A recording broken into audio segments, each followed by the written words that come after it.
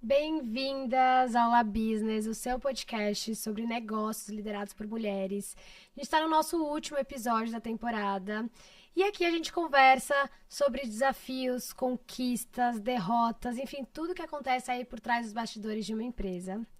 E eu convido vocês para assistirem todos os episódios passados e espero também que vocês gostem desse episódio que vai ser muito especial. O tema desse episódio é medicina, então a gente vai falar um pouquinho sobre tudo aí que acontece no mercado. E aproveitando, a gente começar o episódio de hoje, o G4 Educação disponibilizou um QR Code aí na tela, que é o G4 Skills, para ajudar na interação, na gestão dos seus colaboradores. Então aproveitem e quero fazer um agradecimento especial ao G4 por disponibilizar o estúdio e a equipe aqui com a gente, apostando e apoiando nesse podcast. Bom, a nossa convidada de hoje é a doutora Janine Araújo. Olá. Muito obrigada por ter topado aqui com a gente. Obrigada pelo convite também, super feliz. Me conta um pouquinho uma curiosidade sobre a Janine. Sobre mim, eu acho que eu amo viajar, né? Acho que é a coisa que mais me define desde sempre. E se eu pudesse, eu investiria todos os meus dias livres, todos os finais de semana em viagens. Mas nem sempre é possível dessa forma. Eu tenho essa paixão também. Como que você concilia a vida profissional com as viagens? Bom, é claro que eu não consigo, na atualidade, usufruir tanto quanto eu gostaria, né? Mas nos poucos momentos que eu tenho, eu sempre tento organizar num formato que eu possa, né? Trabalhar por 2, 3 meses e fazer uma viagem, juntar aí 3, 4, 5 dias.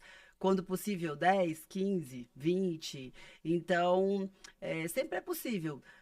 Muitas vezes, mais no final do ano, né? Quando é o momento de férias, aí a gente já emenda aí um período maior, e aí eu aproveito com as viagens que vão me deixar mais feliz, vão recarregar mais a minha bateria, né?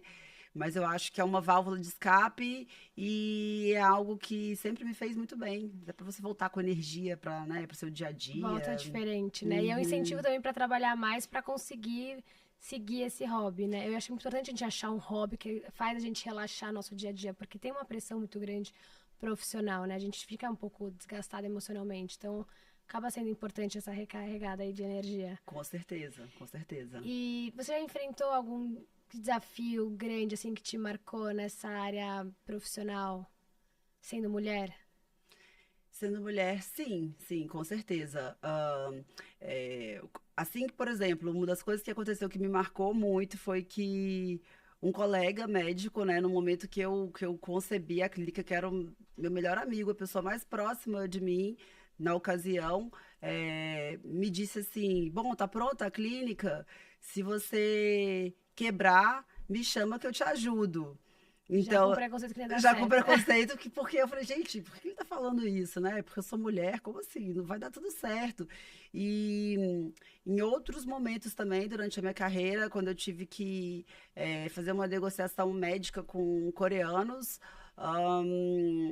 eu tive que colocar o meu irmão, que é homem, para me representar em todas as situações das reuniões, porque eles simplesmente não olhavam no meu rosto durante toda a reunião e também durante a minha carreira eu tive que negociar com alguns coreanos, né, sobre produtos médicos, sobre algumas questões do tipo, e eu tive que pedir para o meu irmão estar do meu lado, me representando e falando tudo o que eu achava, mesmo que eu estivesse decidindo, porque os coreanos simplesmente não negociavam com mulheres. Então, eles não olhavam no meu rosto nas reuniões, mesmo eu estando presente na mesa, é como se eu não existisse, sabe? Sim. E é um preconceito, né, muito grande. Acho que existe isso.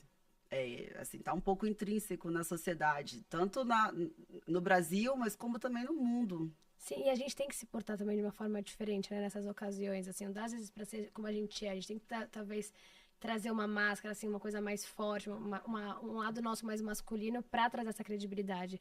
E você sente que mudou isso ao longo da sua carreira, assim, hoje, conquistando o nome que você conquistou, tendo esse espaço no mercado, eles tratam diferente ou ainda existe? Eu acho que um pouco, sim, mas eu sei que existe, eu sinto que existe sempre um preconceito. Se ela é mulher, parece que a mulher ela tem uma voz a menos. Sim. Que se por exemplo, um médico homem na mesma posição, ele tem sempre mais abertura para chegar, ele sempre impõe mais, sabe? Existe esse preconceito, algumas vezes vindo de algumas mulheres até, não só de homens. E a área da medicina tem muita profissional mulher, né? É estranho de ter esse preconceito aí no mercado. Mas, assim, voltando lá pro início, antes de a gente Tá. começar a falar sobre o mercado da saúde, né, e toda a sua Uhum. trajetória, como que foi o processo para você entrar na medicina? Você sempre quis ser médica? Como que foi essa decisão? Sim, sim. O meu avô era médico, né? E eu morava no interior, ele via me visitar, e naquela ocasião era interior de Minas. Então, ele atendia todo mundo dentro da minha casa. Então, tinha aquela fila, né? Que naquela época, isso há muitos anos atrás, não era tão fácil em cidades do interior de Minas. Esse acesso ao médico. E o médico, ele era um médico generalista, né? Que atendia tudo.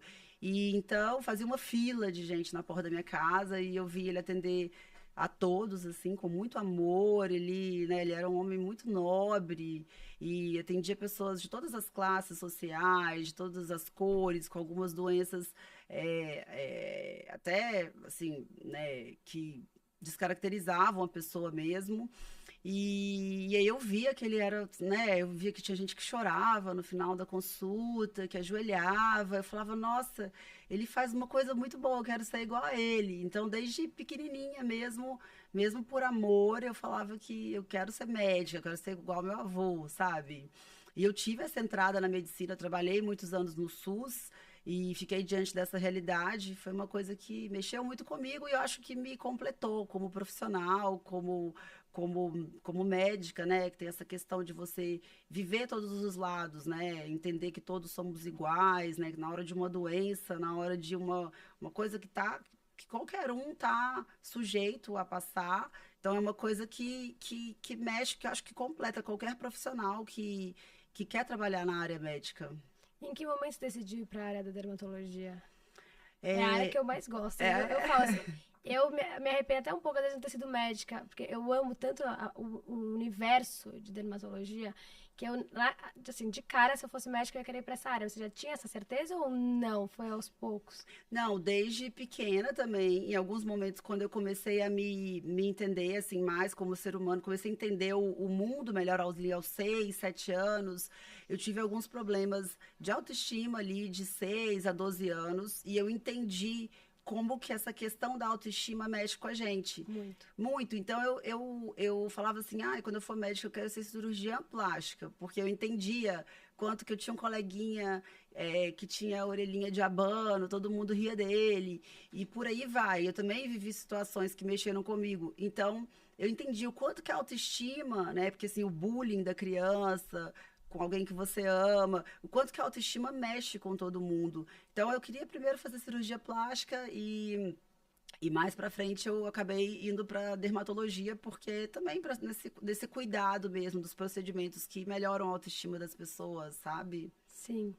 E aí, você comentou que você trabalhou no SUS, era o momento que você era clínica geral? Fala. Assim que eu formei, eu vim para São Paulo para fazer pós-graduação em dermatologia, Tá. que eram 3, 4 dias por semana, e nos outros dias, então nos primeiros 5 anos aí de formada, eu trabalhei mais ou menos 7 dias por semana por bastante tempo. Eram 6 ou 7 dias sempre. Sim. Nos 3 primeiros anos, 7 dias com certeza. E aí eu fazia especialização metade do tempo e trabalhava no SUS na outra metade do tempo, até para poder investir na especialização, nos workshops, nos cursos, né? Que além da dermatologia, você acaba tendo que todo o procedimento da área de cosmetologia, eles são por fora, né? Cosmetria você ainda tem que estudar essa parte também. Sim. Então, foram anos ali lidando com né, com toda essa realidade mesmo que existe. E assim, no mundo do SUS é uma coisa que é bem difícil, né, de você ver a realidade, a falta de recursos, muitas pessoas sofrendo, né, passando por situações que se elas tivessem ali um cuidado a mais, né, com todo o investimento, né, que todos os impostos que a gente paga, a gente nota ali que se tivesse um cuidado a mais, que elas poderiam não estar passando exatamente por aquilo daquela forma. Então, não foi fácil, né? Porque claro que eu dei o meu melhor sempre, me dediquei, deixava nem almoçar, né, o médico ali não consegue nem almoçar, porque você vê Sim. gente passando por situações morrendo do seu lado. Então isso mexeu muito comigo, com certeza. É, foi muito desgastante, mas foi muito importante também nessa trajetória. E como que você trabalhou o seu psicológico nessa área? Porque eu não tenho psicológico para isso. Realmente deve ser muito difícil, né? Você vê essas situações, o que as pessoas passam, né? Como que você trabalhou isso? É, muito difícil mesmo. Num dado momento ali, depois de 5 anos, eu tive até uma depressão profunda mesmo. Né? Tive que fazer um tratamento e dali eu não consegui mais continuar, porque é um pouco frustrante, justamente, né? Tinham pacientes que às vezes morriam na fila ali para operar um câncer, por exemplo. Isso tudo a gente via acontecendo. Tinha pacientes que tinham patologias que eles já tinham tratado, né? Escaras, feridas grandes na perna, que eles já tinham tratado 30 vezes e que eles nunca iam curar, na verdade, porque a sala, né, não tinha a asepsia adequada. A sala onde fazia o curativo não tinha asepsia, né? A sala só poderia receber uma pessoa e ser higienizada por 2 horas para receber o próximo Sim, paciente, o que na prática não acontece. Então, era sempre de bactéria em bactéria. Então, era muito triste você ver essa realidade, né? O paciente pergunta, mas por quê? E você, no fundo, você sabe, é uma coisa muito triste. Você participar, ver aquilo sim. acontecendo, dar o seu melhor e mesmo assim o seu melhor nunca ser suficiente, né? Acaba sendo frustrante, né? Você fez a sua parte, mas Frustrante, faltou ali, às vezes, coisas que fogem do seu alcance. com certeza. E você fez algum trabalho para melhorar o psicológico, para conseguir aí seguir com isso? Ou foi a questão da prática mesmo? Foi o tempo que te trouxe esse psicológico bom para você conseguir tá na área? Eu acho que foi mesmo tempo, né, de eu entender que ali eu dei o meu melhor e que com certeza eu quero poder fazer mais, que eu entendo que vai chegar um novo momento, né, de um novo projeto que eu quero colocar em prática e que eu vou poder ajudar de uma outra forma. Então, acho que você dá o seu melhor sempre e você se preparar para poder ajudar de uma forma mais ampla, eu acho que é o que me deu força para saber que se eu estiver bem, eu vou poder contribuir, eu vou poder ajudar, eu vou poder Sim. tornar o mundo melhor de alguma forma, né? Sim, e você comentou sobre a questão da depressão. Ela veio por conta do trabalho, dessa área profissional, foi pessoal? Como que foi? Foi uma depressão por conta da frustração mesmo de lidar com essa realidade Sim, que não tinha como eu consertar algo que fugia da minha alçada, né? Então, você lidar com essa realidade, de tantas pessoas, de tantos brasileiros, sabe? Você vê a situação triste que muita gente se encontra, muita gente tão próxima, né? Que eu sim, trabalhava ali em Itaquera, no extremo da Zona Leste, no Hospital Santa Marcelina, e ao mesmo tempo tão perto e ao mesmo tempo uma realidade que choca, né? De você falar, nossa, por quê, né? Dessa forma. Então, eu acho que foi isso. e teve algum obstáculo que você teve que enfrentar aí no começo da sua carreira que chegou a te marcar? Eu acho que os maiores obstáculos, acho que foi é, a falta de recurso financeiro, né? Porque e a falta de networking também, porque eu sou, né, mineira de Minas Gerais, eu mudei para São Paulo sozinha, não conhecia ninguém aqui, e também não tinha como, né, minha família não tinha como investir para mim começar, por exemplo, uma clínica, um negócio. Então, acho que são duas coisas ali que eu precisei me dedicar bastante, trabalhar por muitos anos para construir cada pedacinho de cada coisa e também de desenvolver, né? De conhecer uma pessoa, outra, porque como nesses 5 primeiros anos eu só ficava no hospital, eu só conhecia pessoas do SUS. Meus primeiros anos em São Paulo, ao mesmo tempo, eu não conhecia ninguém aqui em Tinha São nem tempo, Paulo. né, às vezes, de sair também, fazer esse De- social para conhecer as pessoas. Não, jamais, não tinha tempo nem vontade, nem aguentava, né? Sim, Porque a carga de trabalho, quer dizer, 12 horas num hospital, 1 hora e meia para ir, 1 hora e meia para voltar, porque era no extremo da Zona Leste. Só aí já acabou o seu dia, né? Assim, nem tempo de dormir você teve. Então foi assim por muito tempo. Então, né, claro, se você chega num lugar, né, claro que eu comecei do zero, no momento que eu tive esse momento aí de depressão, eu falei, não, preciso ir trabalhar com o que eu quero. Aí eu aluguei uma salinha dentro de um consultório, só que né, era só um investimento. Eu pagava ali o aluguel e, quer dizer, ninguém me conhecia. Você já Então, começou empreendendo? Você eu não comecei. chegou aí para outra clínica de dermatologia? Não, eu aluguei uma salinha dentro de um consultório em Higienópolis também, só que eu pagava aluguel e não tinha ninguém. Então, esse Aham. primeiro mês, ninguém de atendimento. Aí eu tinha que trabalhar para pagar a sala. Segundo mês, um botox, porque... E aí, aos poucos, como chegou num dado momento que eu não aguentei continuar no SUS por conta dessa depressão, eu vi que eu não daria conta, eu comecei, eu falei, não, agora eu vou ter que trabalhar com o que eu gosto, porque eu preciso ter força o suficiente para aguentar, né? E aí, nesse momento, eu tive uma ideia. Eu falei, bom, eu aluguei essa sala, ninguém me conhece, o que que eu vou fazer? Já sei, eu vou para Minas uma vez por mês, e aí, como eu tinha, né, em Minas toda a minha família, meus amigos, o que que eu fazia? Eu tinha essa sala, aí eu passava uma semana em São Paulo, e uma semana eu ia para Minas Gerais. E lá eu ia tanto para Belo Horizonte, onde é minha família, quanto para Juiz de Fora, onde eu tinha feito faculdade, tinha morado. E aí eu atendia, eram 2 dias, chegava lá, minha agenda já era lotada, né? Tinha Uhum. fila, tia, avó, primo, aí ia para Juiz de Fora, amigos. E em Belo Horizonte eu atendia no consultório da minha tia, que é psicóloga, e em Juiz de Fora, na clínica de estética da minha ex-massagista. E aí eu fazia isso, aí voltava para São Paulo uma semana. E aí na outra semana eu ia para Bahia. Porque tem minha madrinha lá em Trancoso, tinha amigos em Salvador, então eu sempre fazia 2 cidades em Minas, uma semana em São Paulo. 2 cidades na Bahia, Salvador e Trancoso, uma semana em São Paulo. E aí eu fiz isso por mais 3 anos. Aqui, eu não, aí nas 2 semanas que eu estava em São Paulo, pouco a pouco eu tinha tempo para sair, que eu não trabalhava mais no SUS, Sim. mas o dinheiro era fora de São Paulo que eu fazia. E com esse dinheiro, pouco a pouco, eu fui me estruturando, né, foi com muito trabalho, muito suor para poder construir minha clínica, né? E aí, essa rede de clientes você construiu, acredito, tanto no boca a boca das pessoas que você atendia em Minas, na Bahia, quanto as suas saídas aqui também, né? Que você ia conhecendo as pessoas, o que que você trabalha, o que que você faz, aí vai lá conhecer o consultório. Como que foi? Foi desse jeito? E aqui, como eu comecei a poder ter uma vida mínima social, Sim, comecei a conhecer uma pessoa que ia, que fazia um tratamento, que indicava outra, tudo muito ao longo desses 3 anos, né? Passo a passo. E aí uma indicava para outra, e as coisas foram acontecendo naturalmente. Acho que você, fazendo um bom trabalho, tendo ética, responsabilidade, tendo foco, as coisas, né, vão acontecendo. sim. E qual que é o maior desafio para de empreender na área da medicina? Na área da medicina, eu acho que tem um desafio muito grande hoje em dia que se chama CRM, né? Que o CRM ele limita os próprios médicos, né, no marketing mesmo.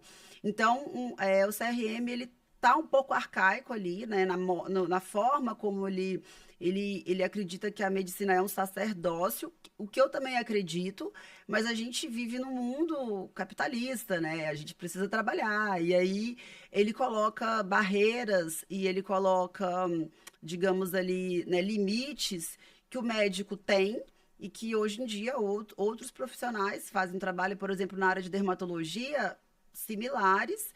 E eles não têm essa barreira, então o médico acaba ficando um pouco escondido, porque a gente não pode mostrar o nosso trabalho, a gente não pode mostrar uma série de coisas, né? Não pode, enfim, a gente está mais limitado ali. Então, acho que isso é um grande desafio. É um grande desafio o próprio marketing, porque você acaba não podendo trabalhar da mesma forma que outra pessoa. Você comentou do marketing, eu vou pular umas perguntas, depois a gente volta, vamos entrar Claro. nesse tema. Você conseguiu conquistar uma rede de contatos bem importantes, né, assim, de Uhum, famosos, uhum. trabalhando esse marketing. Quais são as dicas que você dá para quem está querendo ter um marketing legal, um marketing orgânico, né, ter esses resultados positivos? Como que vocês trabalham o marketing hoje? Eu acho que a primeira coisa muito importante para o marketing é você ser ético e fazer um bom trabalho, porque Sim, isso por si só já é um marketing boca a boca, é um marketing mais lento, digamos assim, gradual, mas se você não tem ninguém falando mal de você, se você está fazendo sempre um bom trabalho, né, com responsabilidade, com bons produtos, com procedimentos que são consagrados, isso por si só já é uma grande coisa. Sim. Já é uma grande coisa. E, em segundo lugar, eu acho que você tem que estar procurando sempre se atualizar. Isso acaba te colocando já numa posição diferente, porque a medicina hoje em dia ela muda muito rapidamente, né? A gente tem novidades sempre chegando no mercado, né? Nessa área de beleza, de estética, a gente tem aparelhos novos, produtos novos, e se você não estiver se atualizando, se você não estiver aprendendo, se você não for ali a primeira pessoa que está indo atrás disso, você acaba ficando para trás. Então, eu acho que isso por si só é que possibilitou que naturalmente as coisas fossem acontecendo, porque eu nunca fui atrás eu vou atrás. Não, as coisas eu conheci a pessoa naturalmente, ou a pessoa pediu para vir na clínica. Então foram sempre situações, ou uma pessoa gostou muito, uma pessoa que já faz um trabalho bacana, gostou muito, indicou para outra, que também é uma pessoa bacana. Então, acho que é muito natural a partir do momento que você faz o trabalho com responsabilidade, com atenção e que você também inova, Acho que é né? fidelização com o cliente, né? Você entregar um bom resultado que ele vai querer voltar, consequentemente, ele vai querer também te divulgar para pessoa, para a rede próxima dele. Eu vou naquela médica, ela é super legal, não sei o que, é super boa, tem um ótimo resultado, vê o resultado nele. Então, acho que é essa fidelização, né? Que você trazer máquinas novas para ele ver que você, para ele tá continuando indo lá, fazer os tratamentos. Mas teve alguma coisa do marketing que você fez para você não deu certo? Às vezes, eu fui para a assessoria de imprensa, mas para mim não funcionou. Eu gostei muito Uhum. do trabalho de ads, acho que vi bastante resultado.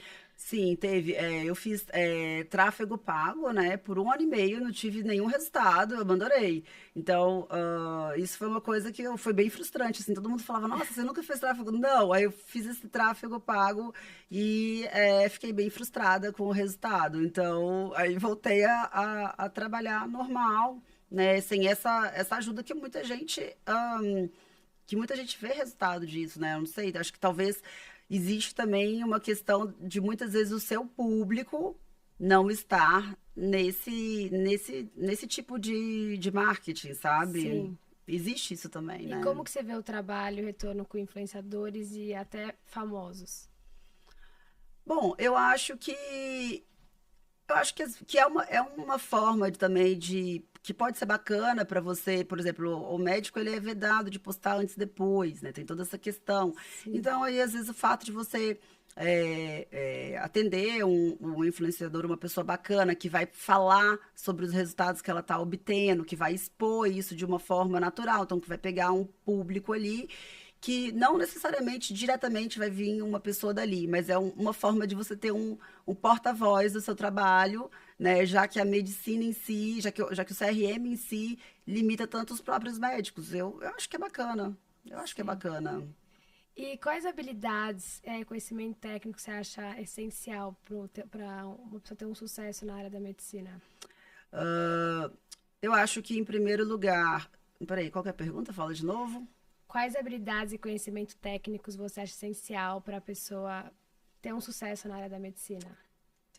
Bom, em primeiro lugar, eu acho muito importante você ter amor pelo que você faz, você ter ética, né? E você ter empatia. Porque muitas vezes, assim, o paciente, por exemplo, ele chega te pedindo, ai, oi, tudo bem? Eu quero fazer um ultrassom microfocado. E às vezes aquele não é o melhor tratamento para Sim, ele, sabe? O que vai dar mais resultado para ele, às vezes, pode ser uma coisa até mais simples, que custa muito menos e que vai dar muito mais resultado para ele. Então, quando você tem ética de oferecer para o paciente o que vai ser melhor para ele, e não necessariamente o que vai te trazer mais lucro, você acaba entregando um resultado melhor para o paciente. E nesse momento, quando ele recebe isso, ele vê o resultado, ele fala, nossa, é isso mesmo. Porque eu recebo muitos pacientes, às vezes, frustrados. Eu fui fazer um ultrassom microfocar, aconteceu nada. É porque não Uhum. era o melhor tratamento para aquela pessoa naquele momento, sabe? Ela tinha ali tratamentos muito mais importantes que iam trazer para ela o que ela estava buscando.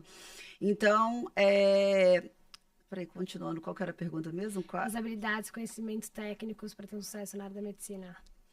Para ter o quê? Para ter Sucesso na área da na dentista. medicina. Então, quando você tem tem ética, quando você entrega um trabalho assim real, né, para o seu paciente, isso por si só eu acho que já é um marketing, né, já vai trazer para Sim. ele ali um resultado muito bom. Acho que isso por si só.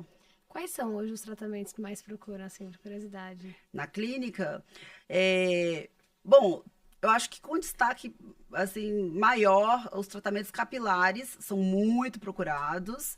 Ainda mais depois da pandemia, né? Nossa, na própria pandemia, né, o cabelo dos pacientes chovia o WhatsApp de gente falando, pelo amor de Deus, eu tô ficando careca, socorro. Então, acho que os tratamentos capilares e também a saúde estética íntima, né, que é uma coisa que as mulheres hoje em dia estão muito mais conscientes, mas eu já trabalho também nessa área, assim, há 12 anos, desde que eu comecei minha especialização, eu era muito atenta aos detalhes, né, as coisas que às vezes, na época que nem se falava disso, de saúde estética íntima, eu já fazia esses tratamentos. Acho que isso mexe muito com a autoestima da mulher, Que é pouco falado, né? é pouco falado, né? Sempre foi um tabu, uma dificuldade para falar. Hoje em dia tá mais tranquilo nos últimos anos, assim, a gente nota nos últimos 4 anos que é mais falado, ainda assim é pouco, mas hoje é algo que as mulheres naturalmente já vêm procurando. Antes eu precisava falar muito com as mulheres, mas eu falo em todas as consultas sobre isso, mesmo que não seja a queixa da Mas o que paciente. seria estética íntima? A estética íntima, a gente pensa ali em vários tratamentos, né, que vão melhorar a autoestima da mulher. Então, depende da queixa, né? A gente pensa ali tanto, porque na região íntima, nos grandes lábios, as mulheres perdem gorduras, assim como a gente perde gordura no rosto, a gente vai tendo essa absorção natural de gordura ao longo dos anos. E aí tem algumas alterações, por exemplo, de mulheres ciclistas, né, que acabam perdendo mais gordura nessa região. Então, a gente consegue fazer bioestimuladores de colágeno, preenchedores. Se a mulher teve algum tipo de mancha na região da virilha, a gente consegue tratar também com lasers, com peelings. E por aí vai. E tem também os procedimentos cirúrgicos e tem também a questão da saúde mesmo, né? Da gente tratar o canal vaginal com lasers, com tratamentos que vão melhorar para mulheres pós-parto, mulheres que têm algum tipo de perda de urina e por aí vai. Então, ou simplesmente para estimular o colágeno, para tratar a lubrificação. Então, a gente consegue, assim, realmente melhorar não só a vida sexual, como também a Sim. autoestima da mulher. Sim, faz toda a diferença nessa Toda parte a de autoestima, diferença. assim, tanto na área pessoal quanto profissional. Com certeza, com certeza. E você, acredito que sim, mas assim, qual foi a maior mudança que você viu na medicina desde quando você começou a trabalhar na área da dermatologia até hoje? Eu acredito que tenha sido mesmo a banalização dos procedimentos, né? Que quando eu iniciei há 16 anos atrás, não era dessa forma. E realmente nos últimos anos, né, eu vou citar, por exemplo, o caso daquela mulher que se intitulava esteticista, que nem o curso online de esteticista ela tinha terminado e que matou um paciente fazendo um peeling de fenol no Sim, consultório, que foi uma coisa muito triste, né? Que, na verdade, quem trouxe o peeling de fenol para o Brasil há 28 anos atrás foi a doutora Clara Santos, que, inclusive, uma grande mestra, uma médica que eu me inspirei muito, me inspiro, e ela faz há quase 30 anos esse peeling com resultados fazia, né? Com resultados fantásticos. É um resultado que você não alcança com nenhum outro tipo de tratamento. E a gente sabe que para algumas queixas, só o peeling de fenol resolveria. Ela faz isso brilhantemente há 30 anos, nunca teve nenhum problema, mas faz com toda a segurança. Faz no hospital, faz do jeito que tem que ser feito. E aí chega uma pessoa que não estudou, né? Que não fez nenhum curso de esteticista, fez, mata um paciente e o peeling é proibido. Então você vê como é que está banalizado, né, os procedimentos. Uma coisa, eu mesma acompanhei a doutora Clara por 5 anos fazendo esse peeling e nunca fiz esse peeling, porque para você sim, fazer, você tem que saber tratar todas as complicações, não é simplesmente fazer. Qualquer procedimento que você faz, você tem que saber tratar até o fim, do começo ao fim. Você tem que saber desfazer, você tem que saber resolver, né? E quando você não tem esse conhecimento de frente para trás, de trás para frente, então é porque você não está pronto para fazer o procedimento. Então é assim que qualquer profissional tem que pensar. Só que na prática o que acontece é que muitas pessoas estão ligadas simplesmente em começar a ganhar dinheiro, né, a ponto de arriscar a vida de uma pessoa. Então hoje em dia tá muito banalizado, né? Porque também não é. Tem aparelhos, por exemplo, que são liberados pela Anvisa e que são perigosos. Então, o profissional ele precisa ter esse discernimento, ele precisa estudar, ele precisa saber quais são as consequências, qual que é a taxa de complicações que esse aparelho, que esse procedimento pode dar, e até contraindicar para o paciente. Eu contraindico. Se eu achar que um procedimento tem uma taxa alta de complicações, eu não vou indicar para o meu paciente. Eu vou contraindicar. Ah, eu gostaria de fazer. Não, por causa disso, disso, disso, disso. Não é indicado. Para quê? Você quer arriscar? Porque se você tem uma taxa de complicação de 10%, é uma taxa muito alta. Então, procedimentos que têm essa taxa de complicação, eu não vou indicar jamais para um paciente fazer. Sim, e também não é todo paciente que pode, né, ter aquele tratamento. Então, é saber identificar ali o que realmente se encaixa Claro, para a queixa e para o perfil dele. com certeza. E aí, entrando no assunto da clínica, hoje vocês não têm só a área de dermatologia lá dentro. Como que é dividido? Ah, hoje a gente acaba pegando todas as áreas ali que conversam, né? A gente tem a parte específica do capilar, os tratamentos faciais, corporais, tratamentos de glúteo, tratamentos íntimos, e a gente tem também a parte de endocrinologia, de nutrologia, de angiologia. Então a gente, né, acaba tratando ali de nutrição. Então todas essas áreas afins, a gente acaba trabalhando com todas essas E áreas. por que que você decidiu abrir essas outras áreas na clínica? Isso foi algo mesmo quando eu tinha essa sala que eu alugava, a partir do momento que eu comecei a me desenvolver, eu percebia, por exemplo, nossa, o paciente veio para tratar cabelo. E aí ele vinha tratar cabelo comigo, e aí ele ia num nutrólogo, por exemplo, e fazia um tratamento hormonal que derrubava todo o cabelo dele, então eu não podia conversar, nem sempre eu tinha uma abertura para ligar, né, para aquele médico, para pontuar. Então acontecia muito isso, o paciente, como a medicina foi se segmentando ao longo dos anos, o paciente realmente ele ficava muito segmentado quando ele chegava ali.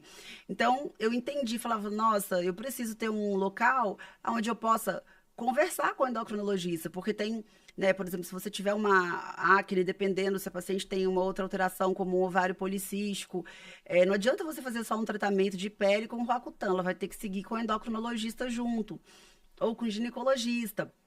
Então, eu sentia necessidade de estar junto ali, de ter essas áreas ali perto para poder tratar o paciente não segmentado, né? Para poder conversar ali com o médico e fazer uma coisa que fosse um ganha-ganha para o paciente, né? E não que ele ficasse, sabe? Que ele ficasse tão partido dessa forma, Até porque para ter um resultado melhor, né? com Você vê resultados ali certeza, no tratamento que você está fazendo, porque é muito fácil o paciente falar, eu fiz, mas não deu certo. Bom, mas não deu certo por qual fator, né? com Às vezes não é culpa certeza. do médico que deu aquele tratamento, são outros fatores que você ali não está se importando. Então, é importante, eu acho muito importante você estar na mesma clínica, fazendo o tratamento todos os profissionais, que é isso.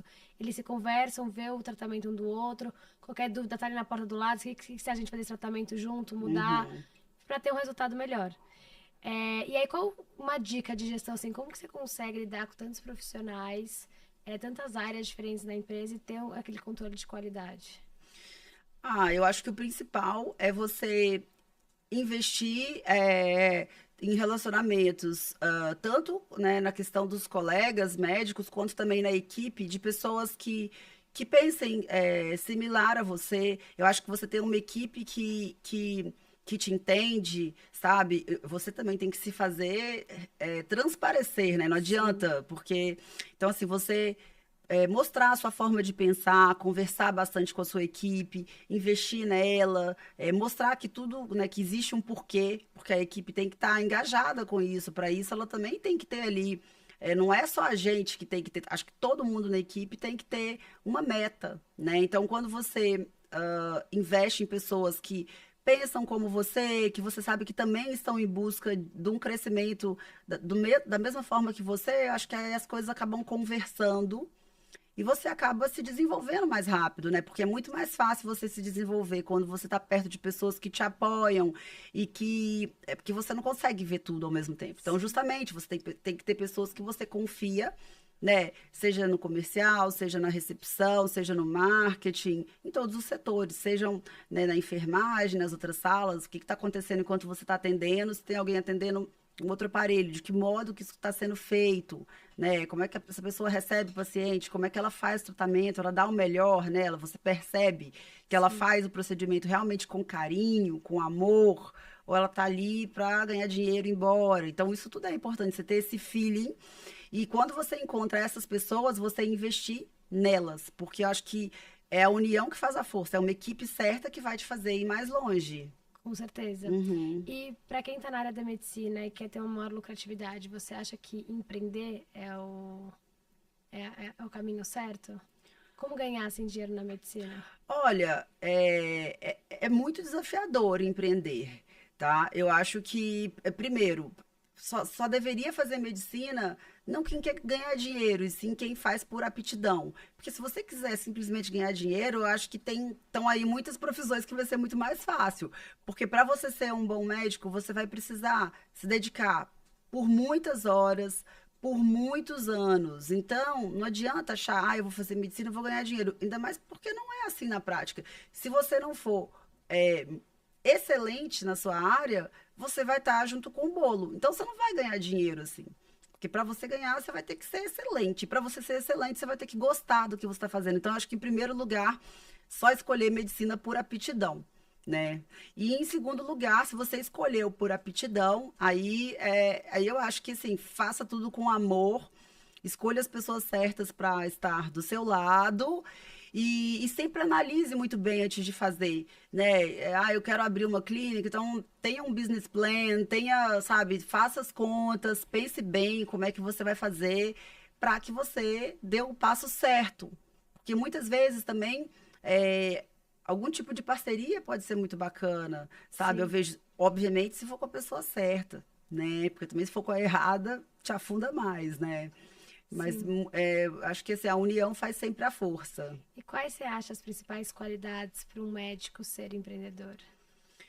Bom, primeiro, antes dele ser um médico empreendedor, primeiro ele precisa ser um bom médico. Um bom médico, ele tem que ser ético, né? Ele tem que ter empatia, ele tem que se colocar no lugar da pessoa que está ali, né? E tratar ela como se fosse a mãe dele, né? Dando realmente o melhor. Então, primeiro você tem que ser um bom médico.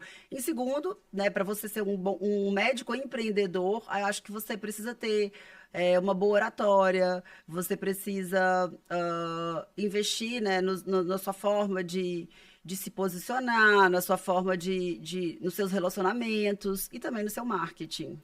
E como você enxerga o futuro da medicina? Tanto da medicina em geral quanto da parte de dermatologia?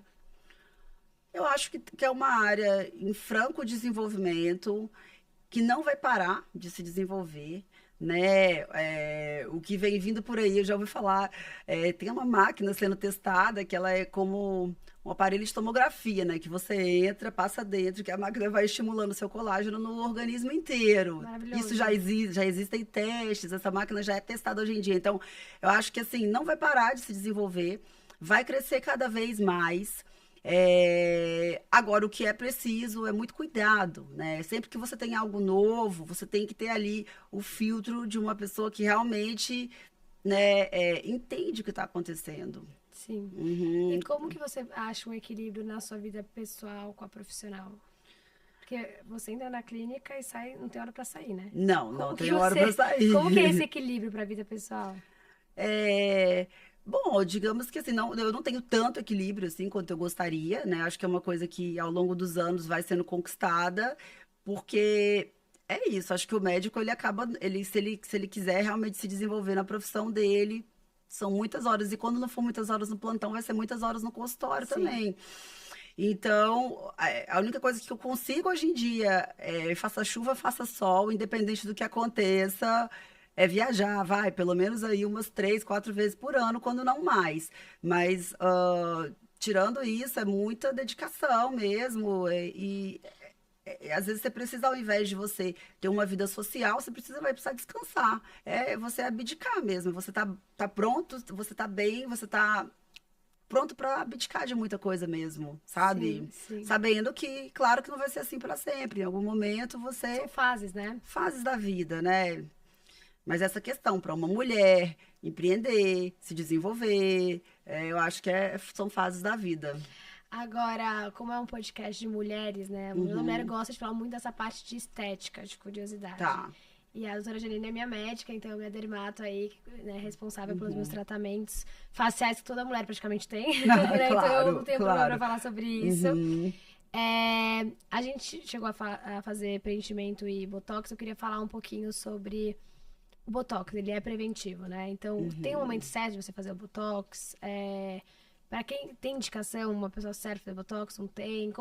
O que é o botox e preenchimento?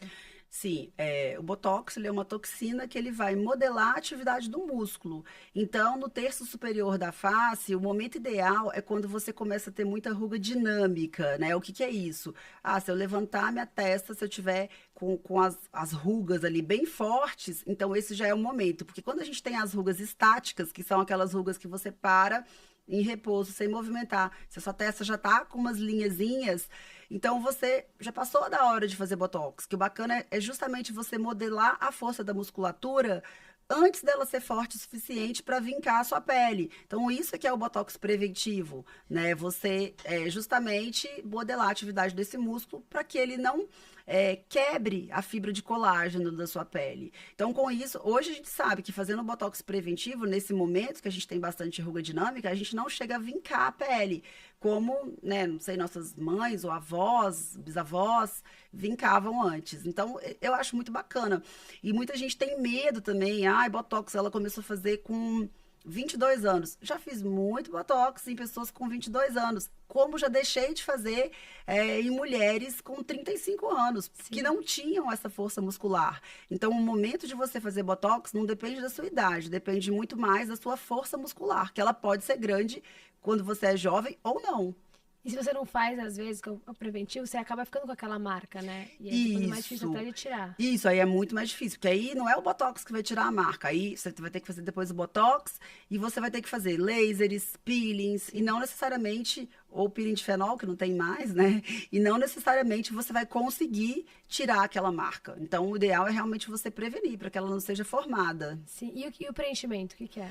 O preenchimento, né, hoje em dia o mais utilizado é o ácido hialurônico, que é uma substância biocompatível que a gente produz nas nossas articulações, né?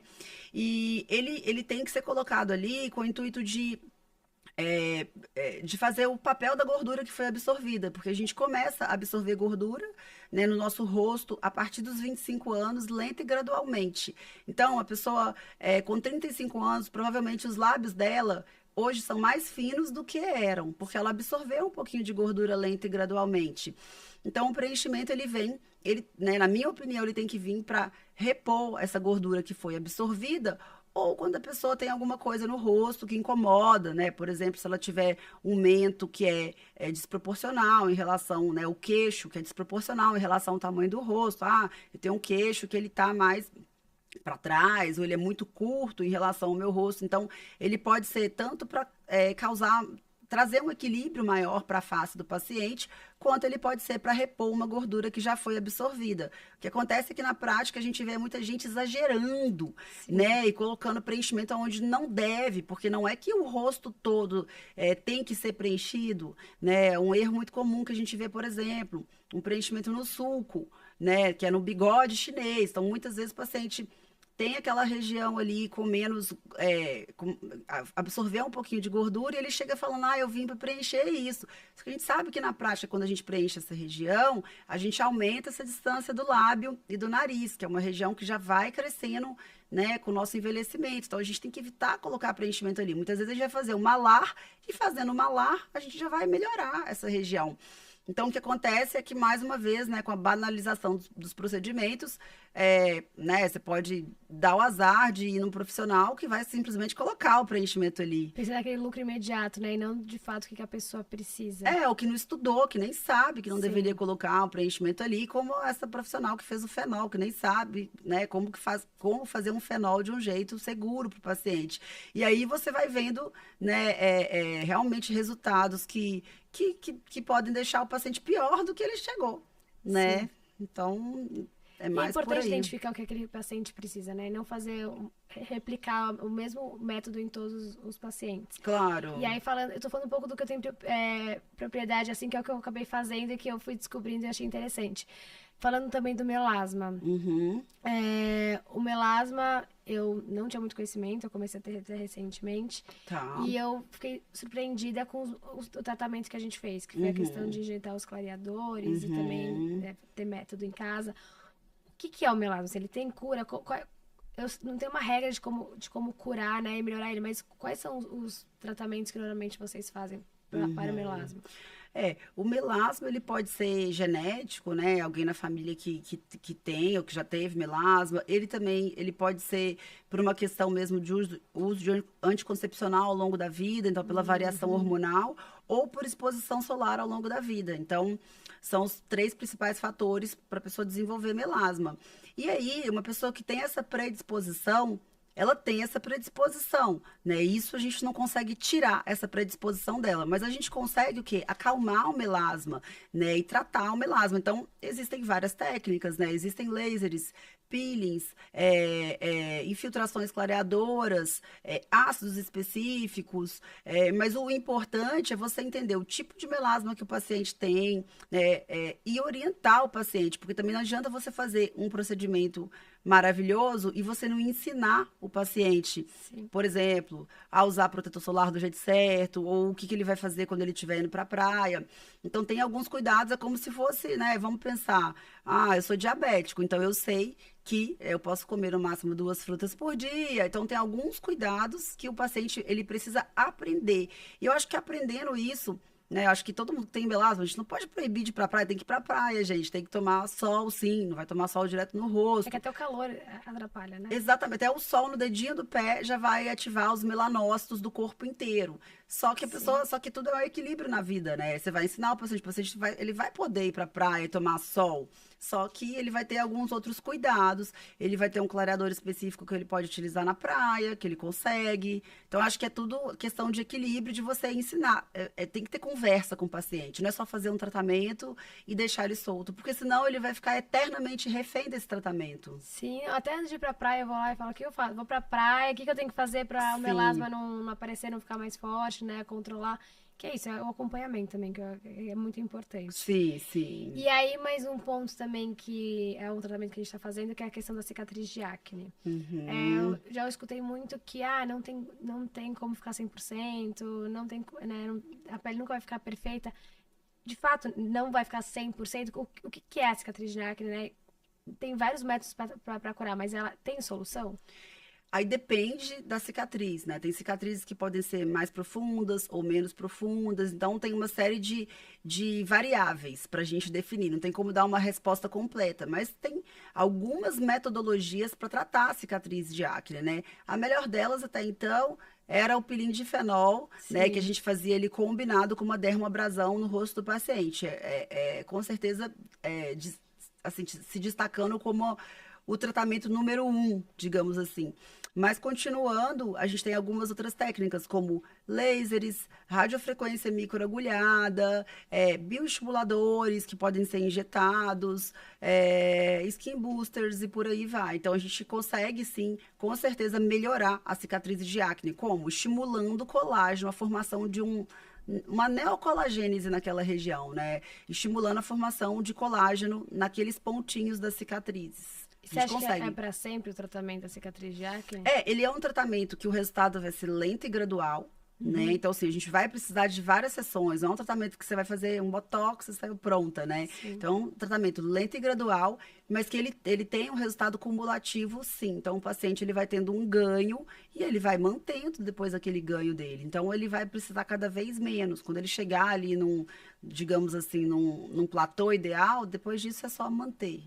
E saindo do tema facial, indo pro capilar. Eu, Uhum, pós-pandemia, tive o problema da queda do cabelo, né? uhum, Comecei com essa queixa, até que eu fui lá na clínica. E uhum, tava com várias falhas no couro cabeludo. E a gente uhum. começou a fazer esse tratamento. Como que funciona a questão do tratamento capilar? É um tratamento que sempre tem que ser feito, sempre tem que tá fazendo a manutenção. Você pode fazer uma vez só. Como evitar a questão da calvície também? Como que funciona? Depende muito, né? Porque para queda capilar a gente tem aí diversas causas. Então, por exemplo, um paciente que tem alopecia androgenética é um paciente que ele tá mais sujeito a ter que fazer sempre uma manutenção, não necessariamente sempre na clínica, mas alguma coisa, quando ele parar de ir na clínica, ele vai ter que fazer em casa, né? Já no caso de uma paciente, por exemplo, ter uma queda capilar, por um motivo de estresse, ou Sim. por um déficit de vitaminas, né? Ou por alguma doença que ela tenha tido, né? Uma anemia, um hipotiroidismo.